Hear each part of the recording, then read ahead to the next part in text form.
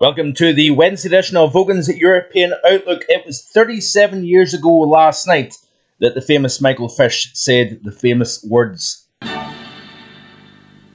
Good afternoon to you. Earlier on today, apparently a woman rang the BBC and said she heard that there was a hurricane on the way. Well, if you're watching, don't worry, there isn't. But having said that...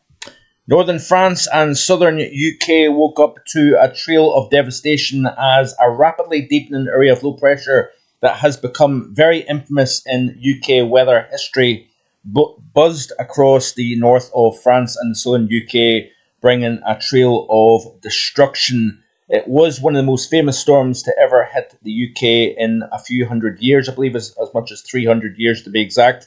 And it was 37 years ago that event took place. I was in bed, tucked up with my brother and my mum and dad in Camberwell, central London, back on that very night, and it felt as if London was getting ripped apart during that great storm. So yes, it's hard to believe it's 37 years ago since the great storm of 1987. Looks as if we are going to see some fairly deep areas of low pressure as we move towards the weekend, through the weekend as well. We've got a strengthening jet stream over the North Atlantic. We've got a change overall taking place on a hemispheric scale that has been highlighted for quite some time here on the channel.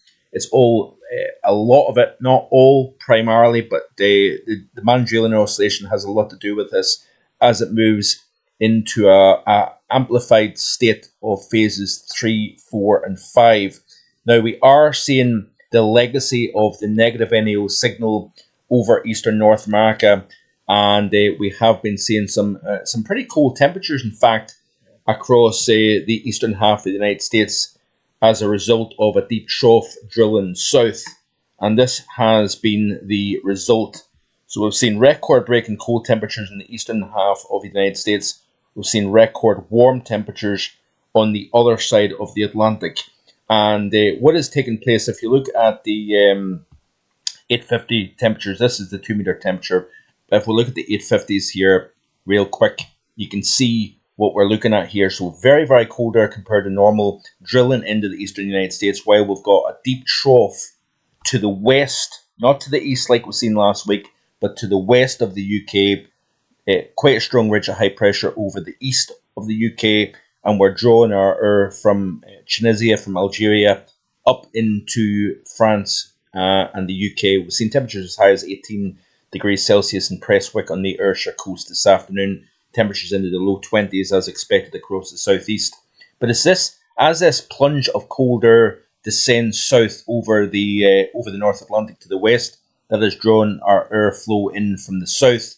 We're also seeing the air getting driven south over the eastern half of North America. And what that is doing is that's going to start to change the pattern as we move into the latter half of this week and into the weekend. We're seeing an increasing temperature gradient between the Caribbean and the eastern United States. That is going to strengthen the jet stream over the Atlantic. And while we've got a very amplified jet at the moment, that is going to change as we start to see changes taking place. And this ripple effect has been ongoing now for a good 4 or 5 days. We've lost the cold pattern over Western Europe. We're now in a mild situation, and we could turn stormy as we move towards the upcoming weekend here. We get a glancing blow from the deep low pressure system number 1 during the course of Friday. It looks as if it's going to head up towards Iceland. Some of the models a few days ago had it closer to northwest UK. Looks as if it's going to be closer to Iceland now. But it's the system that actually follows that could be an issue through the upcoming weekend. It looks as if there's early wind warnings now up from the Met Office. But look at the gradient here. Abnormally warm air at 850. We've got the 564 thickness line moving into the UK. That is a subtropical air mass. While we've got 540 heights dropping into the eastern United States. That is polar air. So we've got this kind of seesaw on both sides of the Atlantic at the moment. And what is going to happen is we are going to see the jet stream becoming stronger as we go towards the upcoming weekend here. So let's look at the North Atlantic view, and then we'll look at a few other aspects, longer range stuff in just a second. But let's have a look at the jet stream and see what it is showing here.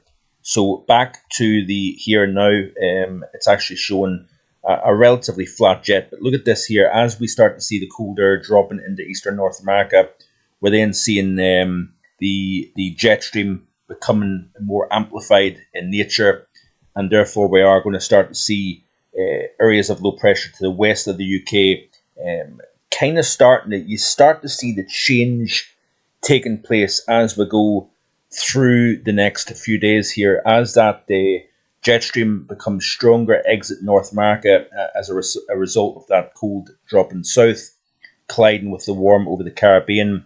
Then that then starts to change the shape of the mid and upper level flow here. Very strong jet stream winds now moving across the Atlantic. And what happens is we've got an area of low pressure that is fairly deep, moves up towards Iceland. This is during the course of Friday. We will see windy conditions, especially across western and northwestern areas. But it's as we progress through the next few days here, what's going to happen is there is an area of low pressure that is going to enter the right entrance region of the jet and then cross over the jet, move into the cold side of the jet, exiting in the left exit region of the jet, and then that is going to force rapid deepening of low pressure here. And what we are going to see is likely a rapid cyclogenesis as we move into the period through the course of the weekend here. So let's have a look at the up close view here. We do have also a threat of some major rainfall over Italy as well. It looks as if we are going to see a system developing here, and we could see upwards of 300 to 400 millimeters of rainfall within the space of about 40-45 hours. So I wanted to kind of highlight that because this could be a major flood situation developing over South Central Europe as we progress towards the late weekend and through the weekend period as well. But let's get back to the northwest. Let's look at the North Atlantic and Europe view here. So you can see, if we look at the overview chart, let's look at the 850s in fact here, because we are going to see quite a collision in air masses here. So play through the loop, and you can see that we have got some fairly cold air getting drawn south behind this initial low that is moving up towards Iceland here. That area of low pressure is pulling cold Greenland origin air southwards on the backside. It's getting driven south. All the while, we're going to see a strengthening temperature gradient here. That is going to then force the jet stream to strengthen rapidly as well. Look at how far south this cold air digs. And what that's going to do is that's going to set the tone for rapid cyclogenesis. You've got an area of low pressure that crosses, like I said, from the warm side to the cold side of the jet.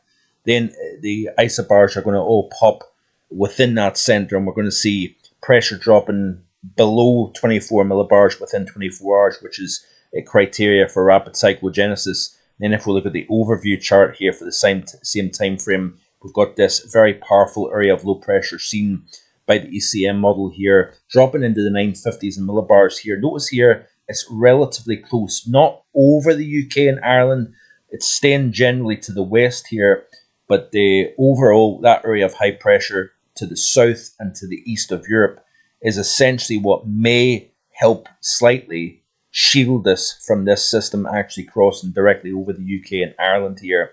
But that is certainly going to be a very deep feature. If we look at the GFS model here, we'll see what it is indicating. And you can see, again, down into the 960s and millibars here, crosses over the jet, and it gets pretty close to the northwest corner of the UK here, bringing some very strong winds. We've also got a feature, if you notice, moving across anywhere from northwest Iberia, across northern France and into the southeastern UK, possibly the Low Countries as well.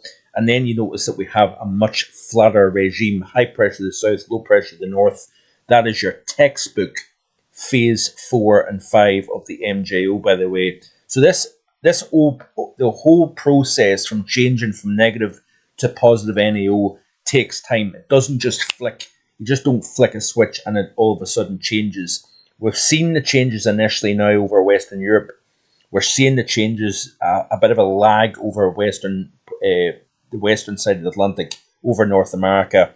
But eventually what is going to happen is it's going to be a uniform change from a global perspective. Because if we look back at the jet stream here from a global perspective, you can see here what I'm showing. So play through this loop here. We'll go back a few days here, and you notice here we've got quite an amplified jet. We've got digging troughs. We've got the ridges going away up into the top of North America. Then that cold is getting driven into eastern North America. That clashes in, increasing the strength of the jet as it exits North America. But all the while, you notice here that we're starting to see a stronger jet over both the North Pacific and the North Atlantic here. That is the changes now starting to be enhanced because of this upward motion, this large-scale upward motion over the Indian Ocean and the maritime continent, large-scale sinking over the East Pacific, Americas, and the Atlantic Basin. This is also going to help drop the temperature over the equatorial Pacific as winds blow from high pressure to low pressure. Essentially, you look at these greens and think of low pressure. You think of these oranges as high pressure. As winds at the surface blow from east to west, we're going to then force upwelling and probably the cooling of the central portion of the equatorial Pacific. That means the La Nina is going to get a little bit of a kick with this Martin-Julian oscillation setup. If you think of it in terms of rising motion over this portion of the planet, we've got a sinking motion over the eastern portion of the planet, and then the air goes back at the surface towards the rising motion here. It's one large-scale circulation known as the Walker circulation, and the MJO has a massive influence on the development stage of La Ninas and El Ninos as well. It can actually dictate how quickly or how slow these ENSO events actually take place. But what I want to point out to you is what is taking place now. We're seeing the changes within the mid and high latitudes of the planet. We'll play through this loop. You start to see that the jet stream is actually getting pulled further north. We're losing that high pressure over the Arctic region. We're seeing the Arctic oscillation, North Atlantic oscillation going positive, and that means that we're actually essentially pulling the lower pressure to the north. That is then forcing the subtropical ridge to then get lifted further north as well. The jet stream in response gets lifted further north, and that is generally a milder regime. That being said, look at how far north the jet stream is. Let's kind of zoom in slightly a little bit just to make it a bit easier for you to see. Look at this here. Look at how far north the jet stream is over the northern hemisphere as a whole. This is also going to be a good snowmaker for Siberia. As the storm track is further north, that means we're going to start to lay down more and more snow here, and that has been highlighted. We've now got the third highest October snow cover over Siberia, I believe, in at least a decade, I think. So it might even be more than that, actually. But we're certainly increasing the snow cover across Eurasia, and that could be significant going forward. But look at how far north the jet stream is. That is a direct result of this. The MJO, you can see here in phases 4 and 5. But look at where it's going. It's heading towards phases 6. That would promote higher pressure over Western Europe. So we're starting to see the return of the pattern that was seen 2 or 3 weeks ago during the month of September. Remember, I had high pressure to the north, low pressure to the south over Europe here.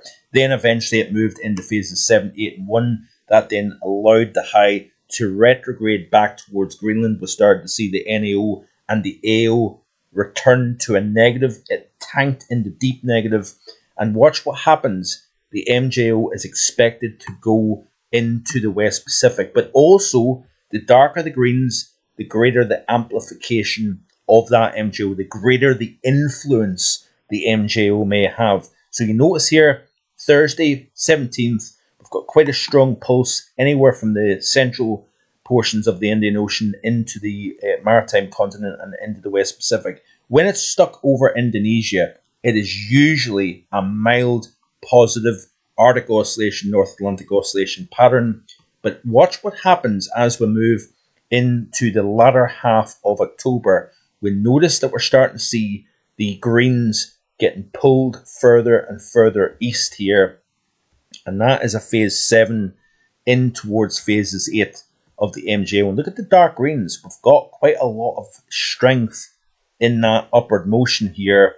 So it's going to be very interesting as we move towards the latter half of October. I think a week, 2 weeks possibly 2.5 weeks after this potentially happens, where we start to see the MJO going into phases 7, 8, and 1, which correlates to, so this is what these correlations look like. So we're in phases 3 and 4 at the moment, positive NAO, mild unsettled westerly flow.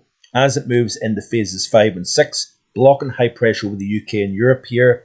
Let's look at the European view in terms of the upper heights and see what it's showing. So I'm giving you the evidence here, folks. This is not a hype forecast.